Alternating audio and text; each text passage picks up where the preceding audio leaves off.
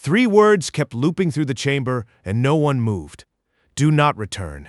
The voice was flat, human. It repeated itself every few seconds, echoing off 9,000 years of black stone, and still no one in the spire of verdict reached to shut it off. High Chancellor Vorthan Sorvath sat on the obsidian throne with his claws pressed so hard into the armrest that fresh grooves had opened in the stone. Fresh. Not the old ceremonial wear of 2 centuries on the throne, cut within the last hour. Around him, 3,000 delegates sat in a silence so complete that the air recyclers sounded like a scream. 72 hours ago, this same chamber had voted to erase the human species from a single line on a star chart. 8,000 years of unbroken expansion had taught the Voranthi Empire exactly one lesson. Nothing ever told them no. Not planets, not fleets, not ink on 300-year-old paper that nobody had bothered to read. Now the chamber was listening to what nothing sounded like. Elder Thessary sat in the observer's ring, hands folded in her lap, and did not look away from the throne. She had watched empires rise for 400 years. She had never once watched one learn to read. The recording looped again. Do not return. No fleet count behind it. No threat, no gloating, no second sentence. Just the 3 words, and under them, so faint it might have been imagined, the sound of something very large going quiet. Nobody in the spire knew yet how many ships had crossed the Kareth Nebula that morning, or how many had not come back through it. That number sat somewhere on a data slate no one had dared to open. The vote that had started all of this, 3,872 in favor, 18 against, was still glowing on the chamber's central display, as if the number itself hadn't understood yet that it was already wrong. The recording did not stop, and neither will this. Stay close, the silence is about to explain itself. 72 hours before any of this had a name. Elder Thessary was doing the same thing she had done every session for 4 centuries, counting hands before they were raised, because the count always told her more than the debate did. The spire of verdict smelled the way it always smelled, old iron, and under it, the faint chemical bite of air scrubbers working too hard for too many lungs. 9,200 years of obsidian rose past the delegates and disappeared into a ceiling no light reached. It was a room built to make anyone standing in it feel very small and very temporary, and it had been doing its job since before most of the species inside it existed. The agenda item was administrative, Sector 42 Gamma, Third World, minor annexation. Sub-Chancellor Vex read it the way he read every conquest brief, bored, certain, already 3 sentences into the next one in his head. 6 campaigns, 2 pacifications, and not one moment of doubt in either. Terra, he said, tasting the word like it might be a joke. No standing fleet. No colonies of note. Population negligible. They have been quiet for 300 years. Councillor Thessa, young enough to still enjoy the sound of her own vote, tapped her approval before the reading even finished. Scribe Kel logged it without looking up. That was the normal shape of these mornings. Quiet species got erased from star charts the way old furniture got moved out of a room without anyone asking whether it had been useful. Thessary raised a hand. There's a treaty on file. Vex didn't look up from his slate. There are treaties on file for 900 systems, Elder. Most of them are ceremony. This one is not. She had read it. She was fairly sure she was the only person in the chamber who had. Near the back of the human delegation's small annex, 3 seats, rarely filled, mostly forgotten, Ambassador Draven Sorvath sat with a folio across his knees. Brown leather, the spine cracked soft from 300 years of folding and unfolding by ambassadors who had come before him. He opened it now, carefully, the way you open something that has outlived everyone who signed it. The leather was warm from the journey. The ink inside was not. It had been cold for 3 centuries, waiting for someone to need it. He had been told, long before this posting, to keep the law close. He had not understood until this morning how close it would need to be. Section 12, Annex 4, Clause 2. He read it silently, one more time, though he already knew every word. Should any outside force attempt to claim or occupy Terran territory, that force is hereby forbidden from entering the territory of Terran, and the human species reserves the right to enforce this prohibition by any means necessary. Nobody in the spire had asked him to read it aloud, yet. Far from the chamber, on a station called Vigil that orbited nothing anyone in the Voranthi Empire had ever bothered to name, Admiral Cora Ishani watched the same broadcast on a screen the size of her hand.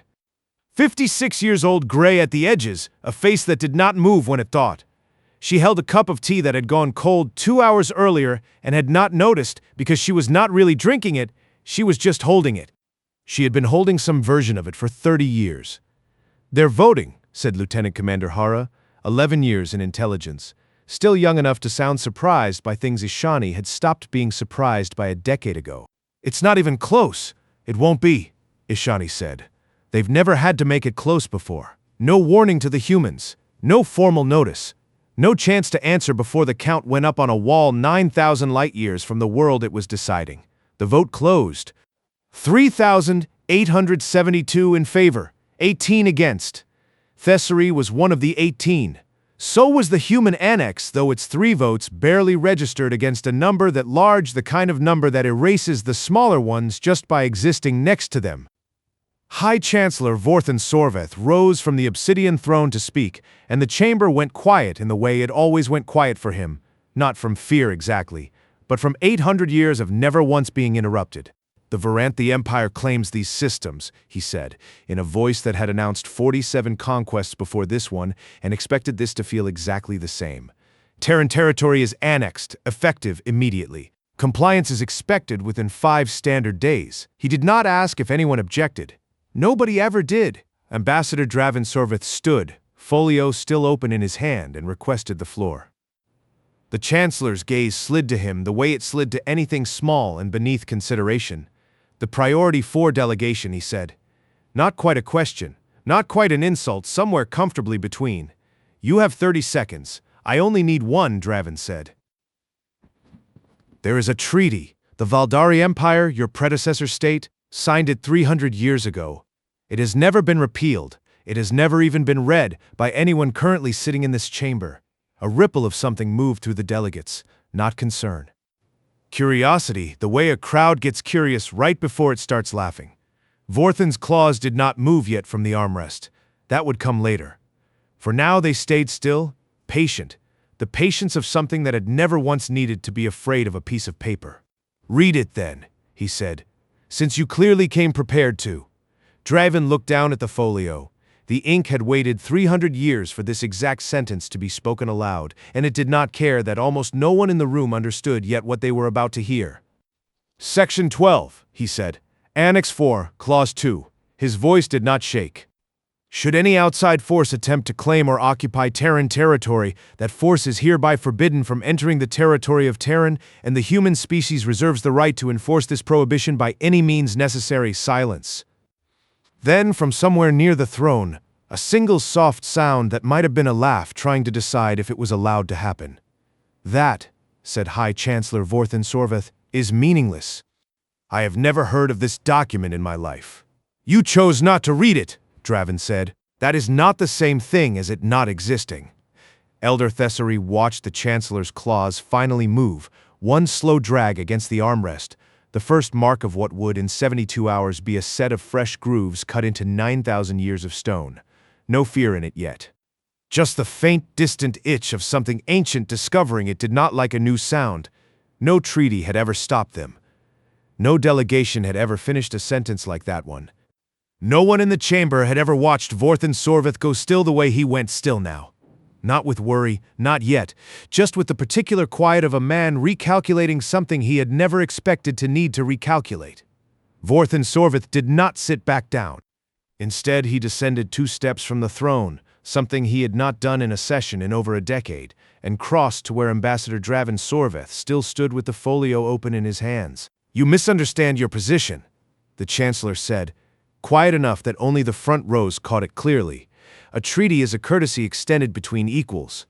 Your species was never our equal. It was merely unbothered. The document doesn't ask whether we're equals," Draven said. "It only asks whether you occupy our territory.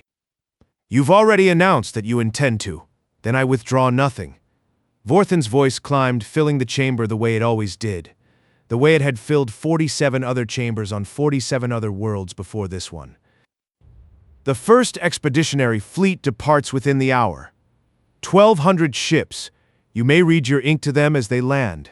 Sub-Chancellor Vex rose beside him, scales catching the low chamber light, certain in the way men are certain right before certainty becomes a liability. "There is no defense on record for that system. No standing fleet. This will not require a battle. It will require a landing party. Elder Thessery did not stand. She had learned 4 centuries ago that the moment to be loud was rarely the moment everyone else was already shouting. Instead, she watched Ambassador Draven close the folio, slowly, and understood that he was not finished. He was simply done arguing with people who had already decided not to listen. The treaty requires one more thing, Draven said, and his voice had gone very level. The way water goes level right before it's about to move. A written acknowledgement of the prohibition, filed with this conclave, within a reasonable interval of the declaration being read. Failure to file triggers automatic escalation under Clause 4. You have declined to acknowledge it. That is now on record. Escalation, Vorthen repeated, and this time something in the word amused him. Escalation to what, Ambassador? You have no fleet. Draven didn't answer. He simply sat back down, folio closed on his lap, and let the silence do what his voice no longer needed to. In the back row of the observers' gallery, a young woman with dark, unreadable eyes had not spoken once through the entire session. Veska Sorvath, the Chancellor's youngest daughter, 87 years old, and rarely permitted a vote of her own, watched her father return to the throne with his claws already cutting new lines into the stone. She had watched him win 47 times. This was the first time she had ever seen him look for reassurance and not find any in the room. Vigil Station did not have a throne, or 9,000 years of obsidian, or 3,000 delegates. It had a command deck the size of a modest house, gray composite walls, and Admiral Cora Ishani standing over a tactical display with her cold tea, finally set down and forgotten for good. Confirmed, Hara said, reading off the feed with the particular flatness people use when they don't want their voice to show what they're feeling. 1,200 hulls, Imperial signature. Departure window inside the hour. It's the only approach that doesn't require them to fly through a star. They've used it for as long as there's been an empire to use it. And we've been watching it for years.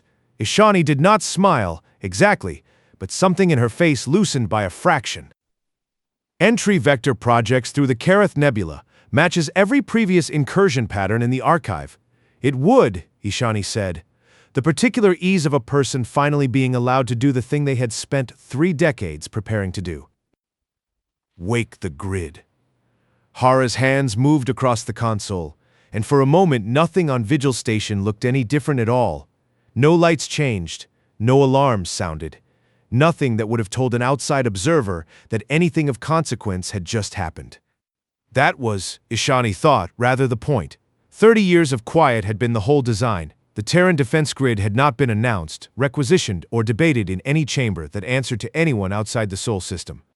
It had been built the way careful people build anything meant to survive contact with someone who isn't paying attention. One platform at a time, one budget line at a time.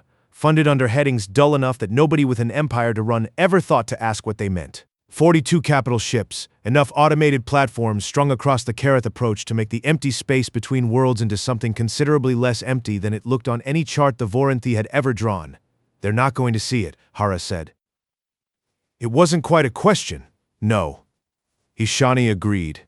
They've never had to look before. That's not a flaw in their sensors. It's a flaw in 300 years of never being wrong.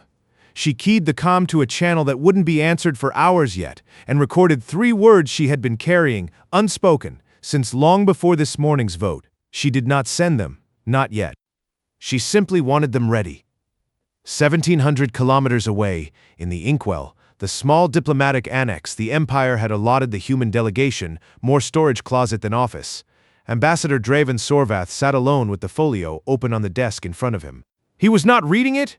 He knew every clause by memory now, the way you know a scar. He was only looking at the ink and thinking that in 300 years, no one on either side of this treaty had ever expected it to be tested. A knock. Veska Sorvath, alone, without an escort, which was itself unusual enough that Draven stood before she'd finished stepping through the doorway. "My father believes you're bluffing," she said. No greeting. Her voice was quieter than the throne room had allowed her to use. "I don't." "Why not?" "Because you didn't raise your voice once." She glanced at the folio, still open, ink catching the annex's dim light. "Everyone who has ever lied to my father has raised their voice. You didn't need to." Draven said nothing. Veska left as quietly as she'd arrived, and Draven closed the folio once more, and did not yet know that 72 hours from this exact moment, he would be opening it again in front of the entire conclave. There was nothing in that observation that required an answer, and he had learned, across a career spent mostly being ignored, that silence was frequently the strongest reply available to him.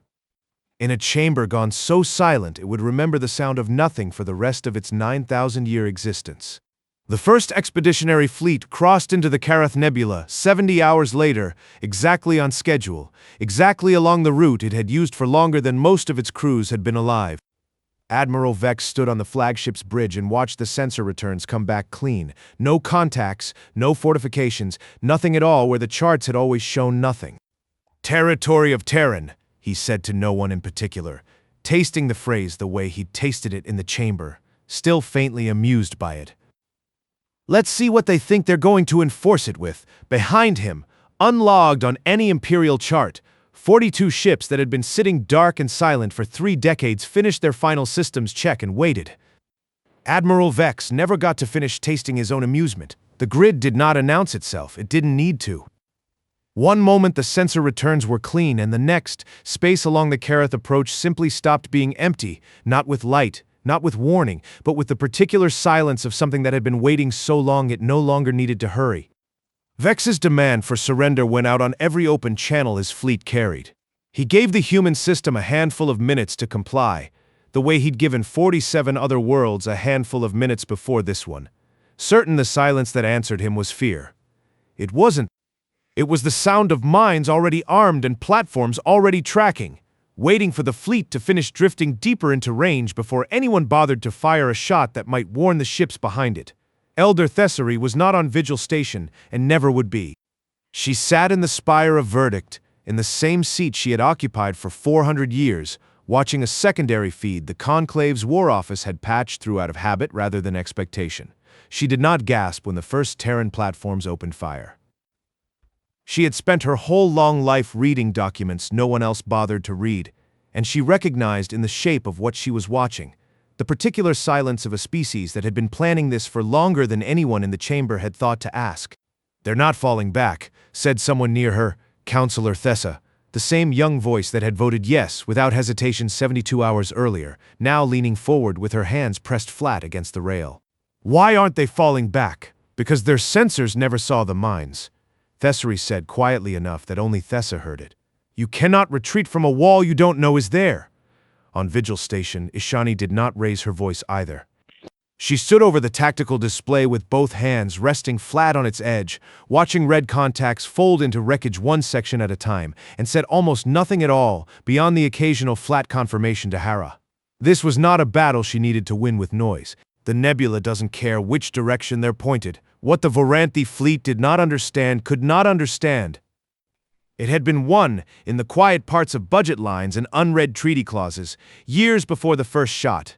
Flagships losing power across half its systems, Hera reported, voice tight but steady. "They're trying to reverse the vector." "Let them try," Ishani said. Not with sensors calibrated for 300 years to find nothing along this route, was that the platforms surrounding them had never needed to be seen to work. They only needed to be there, patient, in numbers large enough that a fleet built to conquer worlds had no framework at all for a fight it couldn't locate. A pre-twist quiet moved through the inkwell, 1,700 kilometers from the throne room where none of this yet had a name spoken aloud. Ambassador Draven Sorvath sat with the folio closed in front of him, both hands flat on its cracked spine, and did nothing more dramatic than straighten a stack of unrelated correspondence he had no real reason to straighten. He had done everything the treaty required of him. There was nothing left to do now but wait, the way his predecessors had waited for 300 years, in a room too small to hold what was about to change because of it. The engagement did not last long enough for the Conclave's War Office to draft a single coherent report before it was already over. What reached the spire first was not numbers. Thessaly noted, with something close to relief, that no one seemed able to produce an exact count of losses, only the word severe, repeated by increasingly pale-faced officers who had never had to say it about anything before. The fleet that had crossed into Terran space with total confidence was within the span of one uninterrupted transmission, no longer a fleet in any sense the chamber recognized. It was scattered debris and a handful of ships limping back through the nebula they'd entered so easily. High Chancellor Vorthan Sorvath stood from the obsidian throne without being asked to, which itself was an event no one in the chamber had a precedent for. His claws, which had spent 72 hours cutting slow grooves into the armrest one small mark at a time, went suddenly, completely still. It was then, in the gap between the War Office's silence and the Chancellor's, that Veska Sorvath spoke for the first time in the entire session. "Father." Her voice did not carry the way a trained speaker's would have. She had never been trained to speak in this chamber, only to sit in it, but it was clear enough that the front rows turned. They told us, before any of this happened. They wrote it down and handed it to us, and we called it meaningless because it was inconvenient to read. Vorthen did not answer her. He was looking at the War Office's feed, at wreckage that had a shape now, spreading slowly across a display that had never before in the Spire's existence been asked to show a Voranthi defeat. Elder Thessary watched the Chancellor's face and understood, in that moment, that the strongest thing that had happened in this entire 72-hour span was not the battle at all. It was this, the exact second an 800-year certainty ran out of anywhere left to stand. The transmission came through on every channel the Conclave's War Office monitored, unencrypted, unhurried, 3 words recorded by a voice that had not raised itself once through the entire exchange. "Do not return." It did not repeat immediately. It played once, cleanly, and then the channel went silent. No gloating follow-up, no list of demands, nothing that gave the chamber anywhere to direct its anger. Just the sentence, sitting in the recycled air of a 9,000-year-old room, refusing to be anything other than exactly what it was. Thessary realized, watching the Chancellor sink back onto the throne he had not asked permission to leave, that this was not the end of the story the chamber had gathered to hear. It was only the moment the chamber finally understood which story it had actually been living in for 300 years, and that the next one, the one still to come, would be about what an empire does with itself once it has run out of certainty to stand on. No one in the spire spoke for a long moment. Then Elder Thessary rose from the observer's ring, slowly. The way old things rise when they've been sitting still long enough to feel it. She did not address the throne. She addressed the chamber. 400 years I have sat in this ring, she said. I have watched this body vote to erase quiet species from star charts more times than I can count anymore. Not once have I seen anyone ask what a quiet species does with the time it isn't spending shouting. No one answered her. No one needed to. The War Office's feed still hung above the chamber floor, wreckage drifting where a fleet had been, and under it, nothing. Veska Sorvath crossed the small distance to the throne and did the thing she had never once been permitted to do in this chamber. She reached out and placed her hand on her father's arm. No second wave, no demand, no gloating follow-up transmission arriving to twist the wound deeper, just the silence the Terrans had apparently decided was answer enough. In front of 3,000 delegates who had spent his entire reign watching him need nothing from anyone. They did not warn us, she said, quiet enough now that only those nearest the throne caught it. They simply told us we were forbidden, in writing, and let us decide for ourselves whether we believed them. We didn't. We walked in anyway. High Chancellor Vorthen Sorvath did not answer his daughter. His claws, still and silent now against the armrest, no longer had anything left to cut into the stone. 847 years of never once being wrong had ended not with a fleet destroyed, though that was part of it, but with a piece of paper he had chosen not to read, and a daughter who had. Ambassador Draven Sorvath received word of it in the inkwell, alone, the way he had received most of his career's more significant moments. The message came through a junior clerk who did not fully understand what she was delivering, only that the Chancellor's office had requested, not summoned, requested his presence back in the spire. He gathered the folio from the desk before he left. Out of habit more than need, he no longer required it to make his case. The case had already made itself in a language the Empire finally understood, spoken not by him but by 42 ships that had sat dark and patient for years so that they would never have to speak at all. The spire of verdict, when he returned, did not sound like the room he had left 3 days earlier. There was no debate, no vote pending. Just 3,000 delegates sitting in a silence that had nothing left to argue with, and a throne occupied by a man who for the first time in Elder Thessary's 4 centuries of watching him, looked his age. Ambassador, Vorthen said, and something in his voice had gone unfamiliar, not broken, not humbled exactly, but recalibrated. the way a compass needle settles after being wrenched too hard in the wrong direction. The Empire acknowledges the treaty. 3 words. It was not an apology. Draven had not expected one and did not need it. Acknowledged, he said, and filed. He set the folio down on the small table before the throne, open to the clause that had started all of it, ink still legible after 300 years of being ignored. That's all the treaty ever asked for.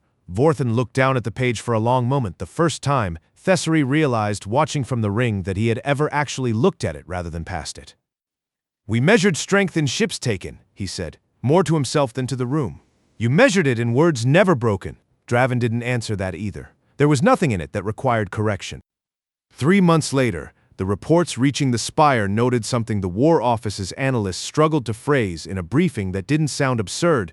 The Empire had not launched a new annexation campaign since the Karath engagement. Not one. 8,000 years of unbroken expansion had simply stopped, the way a long habit stops once the person holding it finally notices their own hand shaking. No formal decree announced it. No treaty was signed to make it official. It was only delegates began to notice that proposals for new campaigns stopped reaching the floor for a vote at all, quietly redirected by clerks and sub-chancellors who had learned, in the space of one afternoon, that not every silence belonged to the weak. Elder Thessary kept her seat in the observer's ring. She had outlasted worse surprises than this one, though she privately admitted, to no one, that she had never expected to outlast an empire's certainty in the span of a single season. In the inkwell, Ambassador Draven Sorvath sat once more with the folio open across his knees, the way his predecessors had sat with it for 300 years before this moment finally arrived to justify all that waiting. He read the clause one final time, not because he needed to. He could recite it now the way some men recite a prayer, but because it seemed correct to give it that after everything it had done. Then he closed it. The leather was cold now, not from the journey this time, but from the room, and from 300 years finally settling into something that no longer needed carrying so carefully. The ink inside had waited a long time to be read. It would not need to wait again. He set the folio on the shelf beside his desk. In the small human annex the Empire had once considered too insignificant to bother naming properly, and did not open it that day or the day after. The galaxy, for the first time in 8,000 years, had nothing left to say.